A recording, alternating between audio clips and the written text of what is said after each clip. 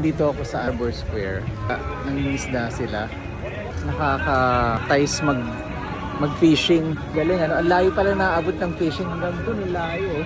Pag binabato mo. So, parang sarap umpisan mag-fishing. Wala ako 1996.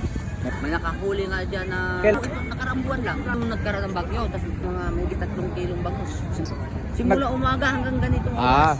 Anong maganda bang oras Ganda dito mamingwid ka kung halimbawa yung ganitong tubig, mataas. high tide? Ay yung rubber boat oh.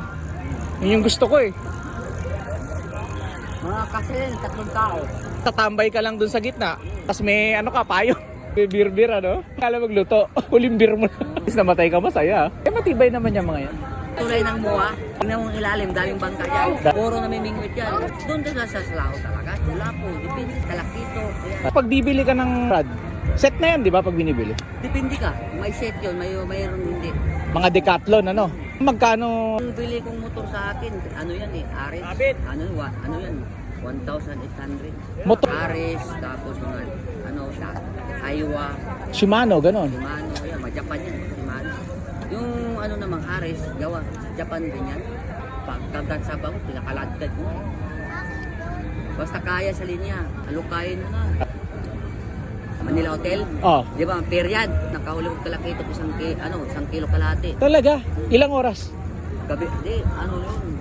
Ganito, dumating ko ganitong oras. Hanggang alas 9 ako. Pain ko noon, hipon Kahit na buhay. gabi? Hipon na buhay, gabi.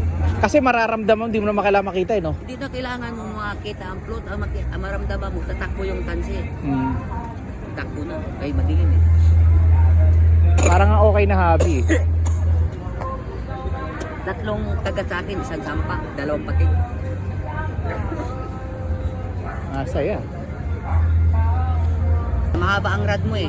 Ano yan, 12 yan. Kahit kunti pitik, malayo ang tansi Malayo yan. na. Ano secret pala yung pagpato? Surtihan lang. Swerte yan talaga. Dapat pala dadasalan mo. Orasyon ka bago ka mag-pingwit. Sige kuya, kita kits. Ano nga pala mo? Nunoy. Bangka for fishing. I guess dun yung launching point. Kung magra-rubber boat ako, tapos dun tayo lalabas. So launching ng rubber boat, baba ka dun, pasok ka, pag ganyan. Tapos dun ka palabas, tapos dito ka na mag-park. Tapos ang parking dito, parang pwede. Pwede. Gusto kong mag-fishing, tsaka mag-rubber boat. Wala palang fishing area dito sa Decathlon MOA. Punta pa ako ng Pasig or Alabang.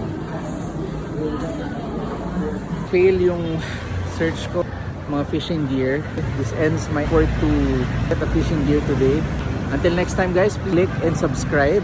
Samahan nyo ako on my journey to fishing and boating.